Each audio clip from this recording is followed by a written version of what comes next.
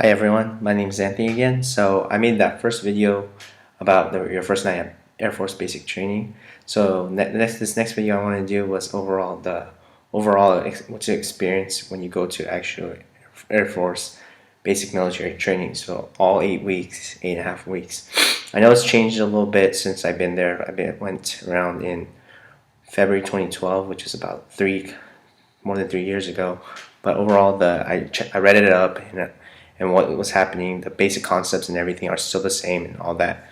So of course you're going to go there. I think I mentioned it in my previous video about you get your final meetup with your recruiter to send you down to MEPS and everything.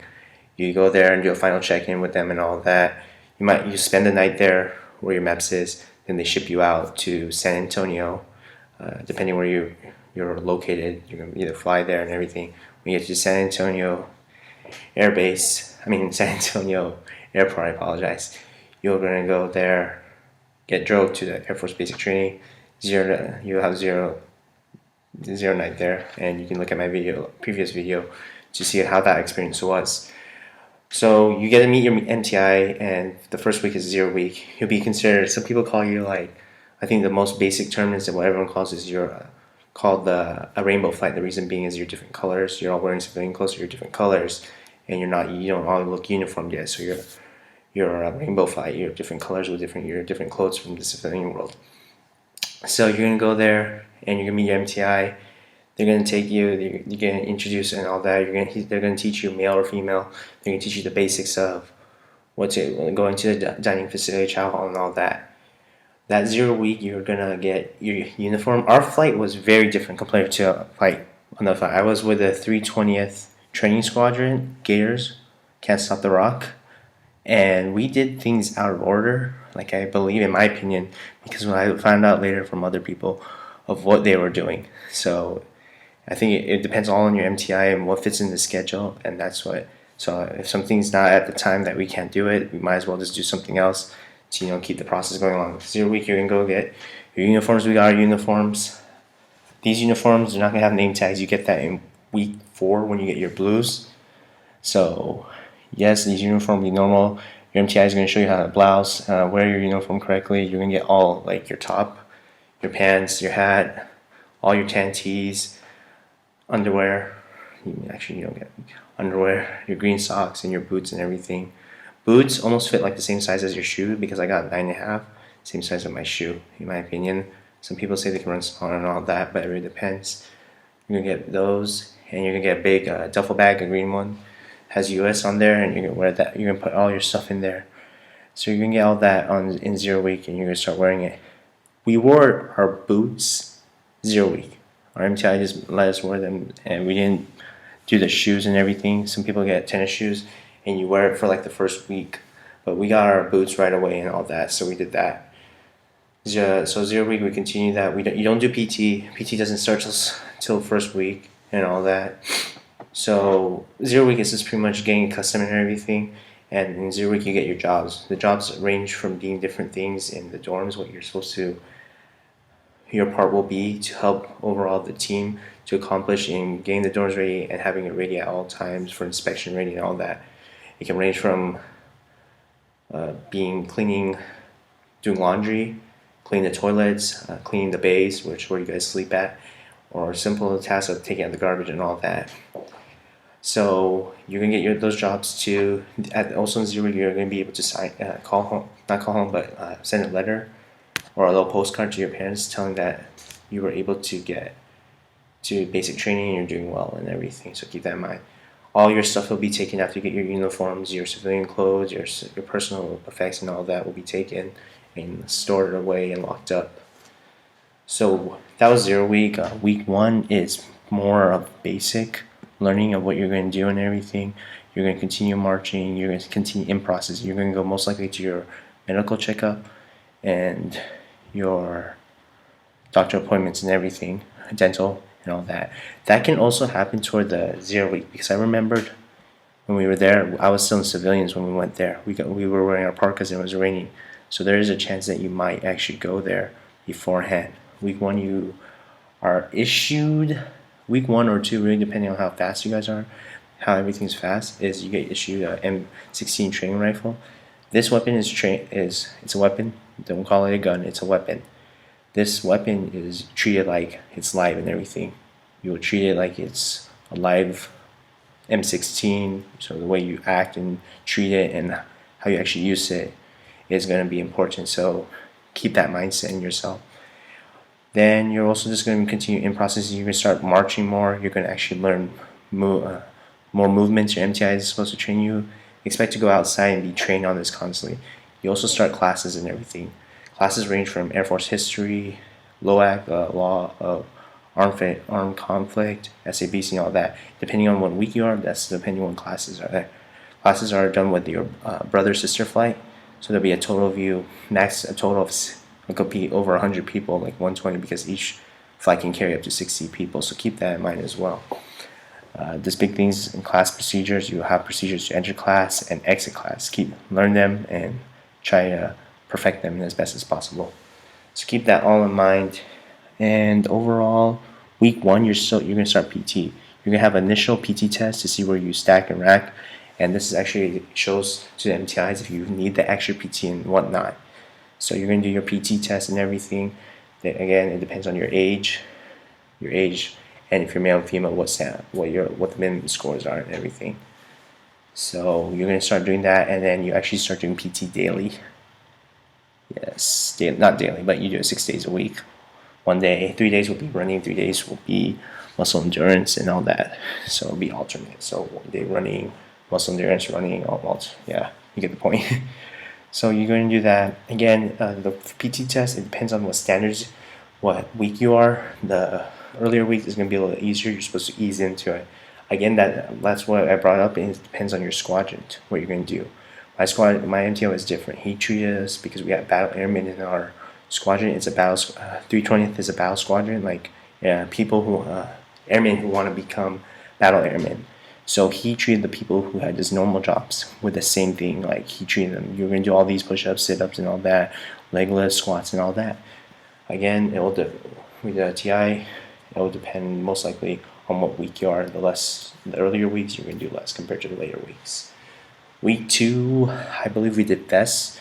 Is like where we learned how to use our weapon and did different strokes like stab, I believe, a rifle butt and all that, slash and all that. And you just learned that. We're gonna learn that. We learned how to bear crawl, which was amazing, and I enjoyed it. Bear crawl with your weapon and all that in the sand, and you're gonna fight a dummy, and you're also gonna, learn simple defense positions when you're like at base and everything. So that you learn, and then you actually put into use. You're going to do a class and you're actually put in use. That's what they do. They teach you in the class and everything, and then they have an MTI. It's not your MTI. It's a MTI who teach you all that and everything. That's week 1 or 2 between. Week 1 and 2 are pretty much the similar that you're expanding. You're still doing some more in processing, and you're learning. Week 2, I believe, is when we got our CAD cards. People said that they got theirs in week 3. I believe ours was actually week 2 toward the later. So week 2 was again just in continuation. You had still some classes, but you did more of the practicing and everything. And then week 3 is when we learn SABC, self-aid buddy care. And this stuff is you go in class, you learn all the different burns, blisters from all that, effects of heat stroke, being cold, getting injured, and all the way up to like being affected by toxins and everything. So you learn all that, and then at week 3 you actually learn how to do the process.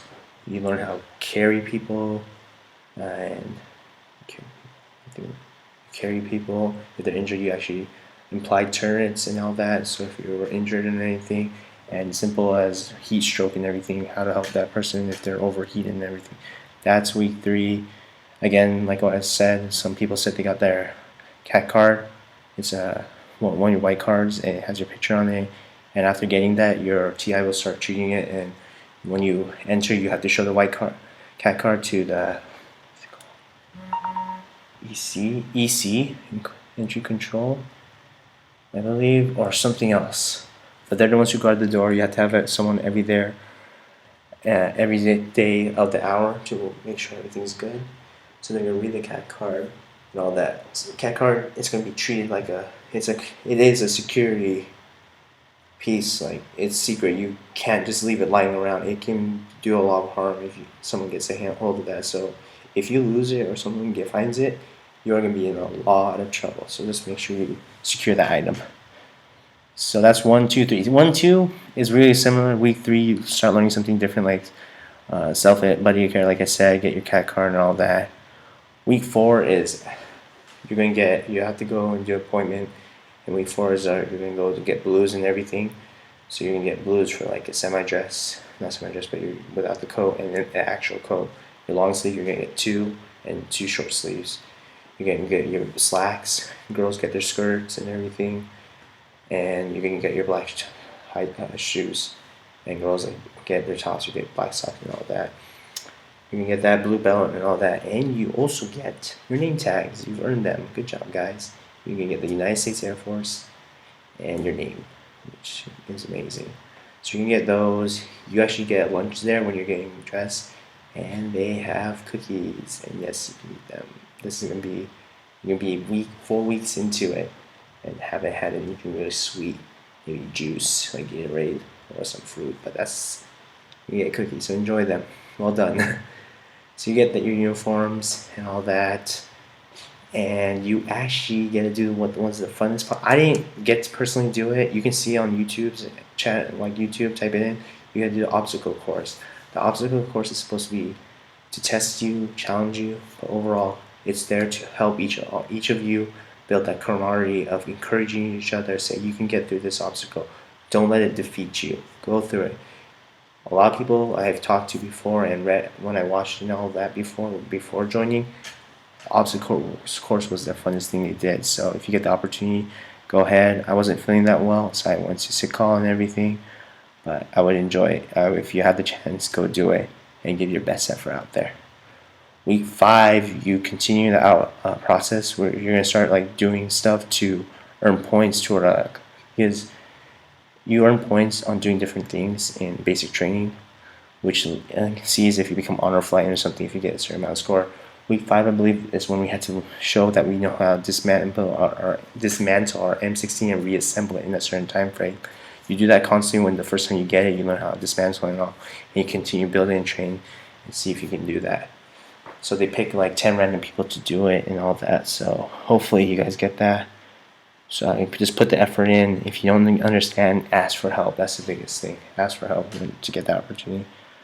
Then week 5 is also when you do the gas chamber, where you don in your CBN gear, your mask and everything. You go in and they make you take off your mask and breathe in this gas.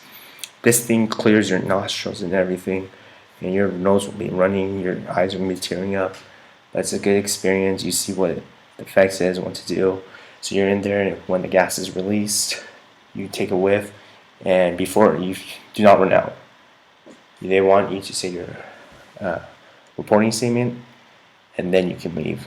But when you leave, walk. Don't run after you do it. Just walk normal. I know it's gonna burn and everything. The first 3 minutes walking outside, it hurt. I was coughing, spitting. My nose was running. My eyes were drooping. But just shake it off and everything. Don't touch your hands with your face. Don't do that. And it'll just eventually go and all that. What else you do in week 5? You learn temper tense. Week 5, I think you learn temper tense, or it could be 4 or 3. I think maybe 4, 3. But you learn how to build temper tense and all that, which you'll do later on, which you'll need later on in the weeks. Week 5 will finish off going to CADM. You're going to shoot your M16 rifle. You're going to assemble it at class. You're going to teach about firing. And you actually go on the firing range where you fire. You get practice rounds and you get actual tests. You do not need to qualify to pass basic training, but you can earn a ribbon with marksman. I think it's 23 out of 25 when you're actually doing the actual test round and all that. So you learn about that, which was great. It was my first time shooting. It was a great experience, and it was something I really actually enjoyed. This is so different. I'm excited to go shooting more and all that. But that's what you do in week 5. Then you go in week 6. Week 6 is all Beast Week. Beast Week is a simulation of a deployed location. You're going to take everything you've learned and put into the system, not in the system, but actual work. So you're going to do everything you did in FES, guarding the base and everything, using what you've learned, making sure you stop intruders. You're going to do SABC times. You're going to don your mop gear and use what you learned from sea burning and all that, and use that. You're going to work with other people from different squadrons. This, I think, is one of the biggest things because it shows the difference of how you were taught in one squadron. One squadron may be like tougher, or they may do something a certain way, while another squadron is not as that strict or something. They might just do something more or less. It really depends, but you can see the difference of what skill, like the work ethic, skills, and everything. It's a little different, and it was kind of surprising to me. But overall, you're all Air Force brothers and sisters. You need to work together. Beast Week, you also get to go to do what is it called? A simulation of a chalk walk. So you go there and you actually go into the city and do a simulation about the city. You have to find and rescue down pilot and all that. You work together across stuff, and you like climb this steep hill. It is steep. You are crawling up there, halfway up there. You are tired, but you're there. You have that mindset of, I did it. We're almost there. We're almost finished. So week 6 was truly amazing. You do KP duty there. You get cookies and stuff. I was lucky enough. My dorm chief let me have it. Be KP duty, so that was great. I enjoyed cookies. Sweetness. I think I overate. We were sick. Everyone was sick after that KP duty. Who did it? And toward week 6, you get there and you get coined for completing Beast Week. Your NTI will come there and they'll coin you, saying good job for completing Beast Week.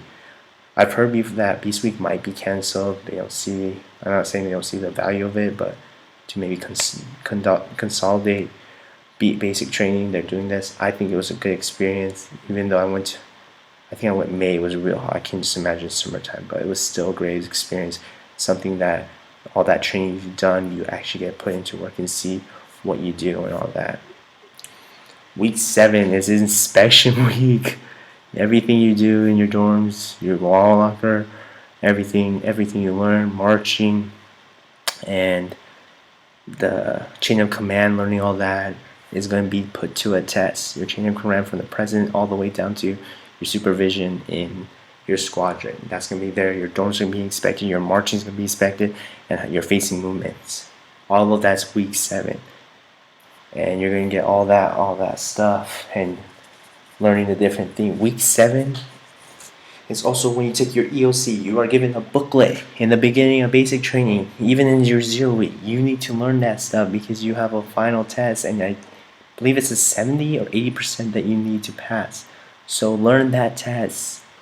And that's the final week you do your final test for basic training, workout, PTY. So please, when you're working out those in between those weeks, because 4th week you're going to have also another week of that, not 6th week because you're beast, so moves to 7th. Make sure you're pushing yourself and getting the running and working on the things you need. If it's push-ups or sit-ups or even the run, work at it. Put your best effort. And when week 7 comes, give your best effort. All right? It's going to be valuable to you and all that. So after week 7, passing the inspection, passing your final PT test, and passing your EOC and of course exam. The final one is like, you might get, what is it called? Base privilege or downtime. We didn't get that. I think we got 1 day. Other squadrons, they start early. That's like 2 days you just enjoy yourself before week A and all that, and joining all that stuff. And you just relax, you can go eat out and everything around the base. Week 8 is graduation. You did it. Good job. Again, you can still mess up and get pushed back, so don't be doing any of that. But this is where all your hard work, all that sweat, tears, arguing, crying, yelling leads to. You are gonna graduate. Your family, if you invited some friends, come down, you go there, you do a Jody run with your squadron. So with you and your brother running, just singing Jodies and everything with other people, different squadrons that who are graduating at the same time. Your families can stay be on the route that you guys take, and they'll be seeing you. You'll be hearing people shouting out names left and right. After that, you're gonna go to get changed into your basic, back into your ABUs, and you're gonna go to the graduation ceremony or parade. And this is just as great. Is where your MTI coins you. That coin significant